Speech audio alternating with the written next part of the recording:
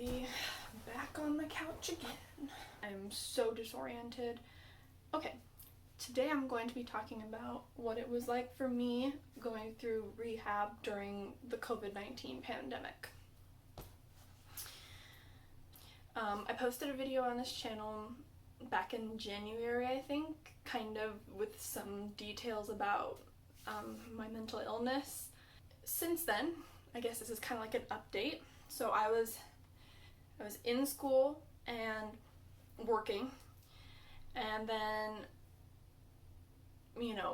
in the United States, the pandemic was not actually shutting things down until pretty much like late March. And we made the decision, me, my parents, my psychiatrist, my therapist, we all collectively made the decision in late February, that I should take a break from school and work, and I should go into a more intensive program for mental health rehab because I was just not able to function.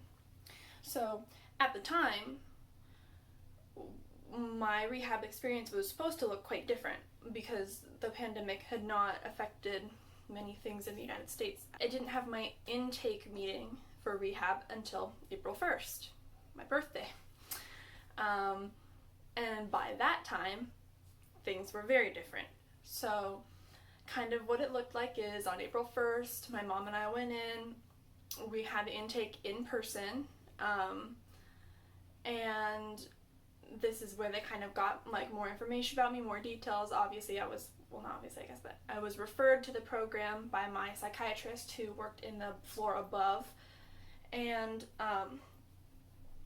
then it's kind of like school. So then they gave me a binder and they gave me a schedule, and they were like, you're gonna be doing these days, and these days, and then I went home.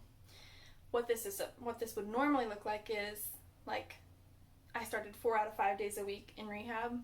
Normally what I would be doing is I would be going 4 days, like starting at like 8 in the morning. I would get up, I would drive to the hospital, and I would spend 8 until 4 o'clock in the hospital doing, having meetings, doing exercises, all that kind of stuff. It did not go like that, obviously, because we couldn't meet in person. So first, I was in what was called partial hospitalization. That means that technically if we were able to meet in person, I would be spending like partial time hospitalized. I would be categorized as that, but obviously I was not technically at the hospital. So what we did at first was they hadn't set up Zoom yet, so we did conference call. So we didn't actually get to see any of the people that we were all talking to in our group of people who were in rehab, which was kind of weird, like sharing so much with those people and not ever actually getting to see their face. Some of them. About halfway through, they did get Zoom set up, and then we started Zoom rehab meetings. So after the first week of partial hospitalization, I moved down to 3 days a week. And that is actually what it's called, IOP, Intensive Outpatient Program, which means like I don't stay at the hospital, I just go to the hospital for the day. And so then I was technically doing that even though it all looked the same because I was at home. It was a very strict schedule. See, that's the thing, it makes it so hard when you can't do rehab in person, like on site. You're really responsible for yourself a lot of the time, and kind of what I was looking forward to about rehab is that I wouldn't be super responsible for myself, like I would be kind of made to do things. So this was kind of something that was like really daunting to me. So what kind of happened is, I've organized it all now, but it was not organized while I was doing it. Okay, so kind of what it looked like is, we would have a yellow schedule like this for the days of the week. It would tell you which meetings were going on at which times, and you would have set up with, oh my goodness, this is so complicated. Okay, so at the beginning of IOP, everyone is given a therapist and a psychiatrist. So I already had a psychiatrist and a therapist, but they were not part of the IOP program. So I said bye to my normal therapist for a while, and I said bye to my normal psychiatrist for a while because I was going into the program. Then they gave me a therapist and a psychiatrist for the duration of the program. So that they could be better in tune with me. They would be talking to me a lot more. And so I would work out with them what days and what classes I wanted to take, and then those leaders of the classes would know if they should expect me or not to be there for attendance reasons. So yeah, there were different classes offered, and they kind of worked on a rotation, but we had different teachers each time, so obviously you could get different things out of each. And it would be like I was in a group with a lot of the same people for a lot of meetings, but like it would go off and on depending on, you know, who had to step out to talk to their psychiatrist or their therapist. And we had a few main goals, or at least I feel like these are kind of the main ideas for everybody who goes to IOP. First of all, when you work with your psychiatrist, you're looking to finalize your medication situation. Either change medications or anything, just get it set for what it needs to be, like 100%. And then with your therapist, I feel like you're really working about like, what do I want from IOP? You know, what am I scared about? What do I feel like I can't handle? And then just doing the IOP classes. And I feel like for me, one of my biggest goals was routine. I'm not a routine person, or at least I was not. I am all over the place and I don't follow lists or anything like that. So I was kind of hoping that getting on this track would make me be a bit more conscientious about being stabilized. And so that really helped. So what would happen is, like, let's say for instance, I would wake up and I would have my first class at 9:30, and I would get on my Zoom call, and then we would all say hey, and we would do morning check-in. And that's where, like, let me make sure I do this right. So that would be like, what's your mood today on a scale of 1 to 10? What's your level of hope on a scale of 1 to 10? Like, I'm feeling blank. How many hours of sleep we got, what we're working on to improve our sleep, like what we're doing physical activity wise. We just give everyone like an update on like kind of the housekeeping things of that. And the questions were a little bit different each morning based on what kind of classes we were going to be having that day. So like the one I just read was about like sleep and relaxation. For a Friday one, it talks a lot more about like, you know, what your plan is for doing over the weekend and how you're going to handle stuff. So it was good. It was more specialized. And then below that, there's like what's called a symptom check-in, and that's like, you know, it wasn't required that you fill that out every day. I tried to, just to stay present on what was going on with myself, but symptom check-in is what you usually go over with your therapist on like risk to self and risk to others, like the level, and like appetite, medication changes, upcoming appointments, like, again, a lot of housekeeping stuff. So then we would have the morning meeting, we'd be like, bye. Then we would have our pre-lunch hour meeting, which usually consisted of people talking to their therapists or their psychiatrists. And then we had lunch, and then after lunch we had our first afternoon meeting, and then we had a little bit of a break, and then we had our second afternoon meeting, and that was kind of like how our days went. So at the end of each day, so we have a check-in in the morning, and then we have like a check-out at the end of each day. So at the for the checkout, you have like this little grid, and what you would do is you have to write down something simple, like a goal for each kind of category to do for the next day. So I'll give you an example of one of mine. So for food, I wrote down 1 vegetable with dinner. For exercise, I wrote go outside. For sleep, I wrote in bed by 11 p.m. For meds and vitamins, I just said take meds. For spirituality, I wrote pray before bed. That's very hard for me. Laughter, I wrote TikTok ? For journal, I wrote to do my 5-year journal, which is like really simple. You just have to write like a couple of words. for relax, I wrote read, and for reach out, I wrote Lydia. That's my best friend. I guess I told myself to talk to her. And then it would say, what is the most important goal for you to follow through on in your daily plan? And this time I said, bed by 11 p.m. And then it ends with, what one idea, concept, insight do you really want to remember from your therapy today? And I wrote, it's hard to feel good about yourself if you're not taking care of yourself. So, yeah, that's kind of like a layout of like the daily thing that we did. You know, like, I'm not a therapist and I'm not a psychiatrist. I'm not like a doctor in any form. So I would feel leery about like doing a video on the actual concepts that we learned, because like I don't feel like I would do them justice, or that I have like kind of the skills to necessarily teach such intricate concepts. But I'll just mention that like some of the names of some of the concepts we did. So we focused on, so some of the concepts that we focused on were affirmation and positive self-talk. We did sleep and exercise. We did relaxation, panic, anxiety. We did coping skills for emotions and emotion regulation. We did cognitive strategies like CBT and ACT.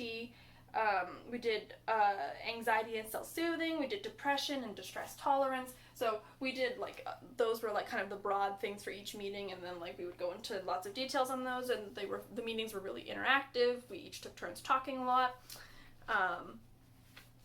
Yeah, so once I'd been talking on people on the conference call, it was really weird to see their faces on Zoom finally.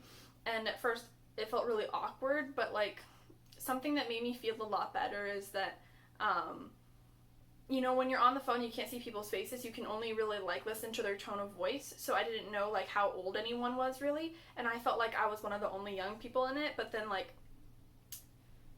it just was a comfort to me to see that there were other people in there, either like exactly my age or like really close to it, and really like not, I was really scared that there was going to be a lot of younger people like in high school, and they were going to be having like a lot of like intense emotions because they would be like starting to really dig into their mental illness for the first time, and I didn't want to really have to deal with that. And I also didn't really want to like be the only person in this group of like really old people who were talking about like their kids and their husbands and wives and all this stuff, because I couldn't really relate to that, which it was nice to listen to, but I wanted people my age as well. And it was so great. Like, other people were like, hey, college sucks. Hey, like, you know, I can't find a job, or all these other things, like my parents, like talking to my parents is hard, all these other things. And it just made me feel really good to know that, I don't know if good's the right word, but it was comforting to know that like there were people that were my age that were trying to live an adult life and who were struggling. That was comforting. So with my psychiatrist, we really hammered out my medication, and so far that has been great. I went off of medication, and detoxing from that was not fun because I'd been on it since 2015, and so that was really, really like lots of side effects and stuff. But once I was off of it, it was so much better, and then we replaced it with something new, and it was like, it's been going surprisingly well. Like, I've been pretty pleased overall.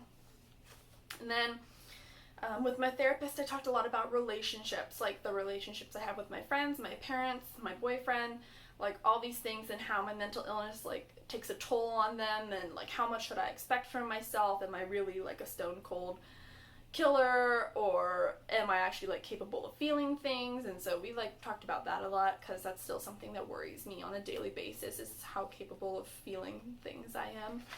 And I did start on the birth control pill during this time because I take lithium, and my psychiatrist said that anybody who was my age, she wanted to have on the birth control pill, like a girl obviously, because if you get pregnant while you're on lithium, that can have severe impacts on the baby, like birth defects, even death. Now, I'm not sexually active, so, but I mean, like, come on, like, what doctor is, like, doctors can't just believe people when they say that, because I'm sure a lot of people would say that. So, yeah, but about a month and 2.5 months into taking the birth control pill, my body was having really bad reactions to it, or so we think. So I stopped taking that, and right now my body is still recovering from that, and that's been a really slow process. So, I personally don't feel like I need to be on the pill, because I feel like I'm in a place right now where I'm not liable to get pregnant. When I am, I will take like all necessary precautions, and it's always something that's at the back of my mind, but it already is, because I really don't want kids. Like, I don't even know if I want kids in general, and I really don't want kids right now. So, yeah. The pill right now, not for me. Maybe I'll try a different one later, I don't know. But right now I'm trying to stick to like the basic things of like, my period is familiar and it's on a schedule, so just like that's healthier for me right now. But otherwise, the medication changes were good. And I was really, really nervous to leave IOP, because I thought that I wasn't going to be ready, but by the time the last day came around, I was actually really confident in the skills I had, and so far, you guys, like, I have seen such a difference. I don't really like talking to other people, and I didn't even really like therapy when I first started going, but, like, it can be for anybody, any type of person. If you're willing to make it work, it can work. My parents, my friends, my boyfriend have all seen such a huge difference in me just in the past few months. Some pretty crazy things have been happening in my life right now, and my mom just keeps saying, like, the way I would have handled this before IOP would have been scary. I would have not handled it, is basically what it comes down to. And I'm a person that has a really hard time being, like, feeling proud of myself, like, acknowledging that I've done something good and done it well, and I am really proud of myself. I went to all my meetings, and, it wasn't easy, especially because it wasn't looking like it was supposed to because of COVID.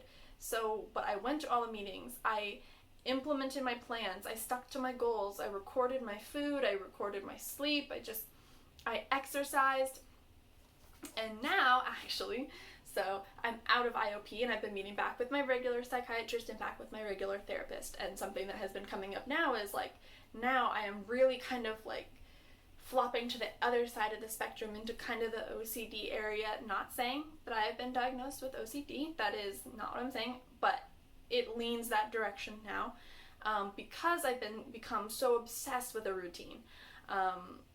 I keep my room clean, which may not seem like a big deal, but trust me, for me, that is a huge deal. I exercise every day, heavily, and I have been, like, keeping my food diary and, going on diets and all this other stuff, and I'm not necessarily saying that that's healthy or that, like, that's what you should do, but it has been what I'm doing, and it's not necessarily become a problem yet. It's just, I'm really interested to see, like, I'm still not working, and I'm currently, like, about to get a job, and I'm not going to school this term, and it'll just be interesting to see, as I start adding things back into my life, how I'm going to work this routine with it. But I'm confident that I can. It should be fine. I'm planning on easing myself back into the job circuit, easing myself back into school when I decide to go, and it just comes down to being, like, one of the most rewarding things I've ever done. I would recommend it to anyone with a mental illness. I went to visit my boyfriend during spring break this year, right before I went to IOP. My boyfriend and I met for like a week of skiing, and he snowboards, and I was miserable. I didn't want to do anything. I wanted to sleep all the time. I was having panic attacks all the time, and I could tell that, it was still nice for him to see me, but it took a toll on him, and I felt guilty, so I felt guilty too. I also folded up my phone inside a fold-out couch that time, and almost just spontaneously combusted. So it was not a healthy time. Now, I just got done seeing him. I went to South Dakota to see him, drove him back to college in Idaho, and the difference, so big a difference. I enjoyed myself, and it wasn't like it was perfect, but the thing is any time that I started to have those like stressed out feelings or intense, I just handled them so much better than I used to. Like the difference, it's crazy. And so yeah, this was just like a really broad overview of what it was like for me in rehab during COVID. I really wish the pandemic hadn't happened, but I say often to people that if it had to happen at any time, this actually was kind of a blessing in disguise, because I had already quit school and my job before it happened.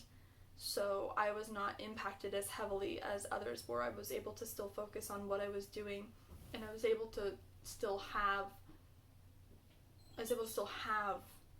rehab, even though it looked different. It wasn't just done. So I'm really thankful for that.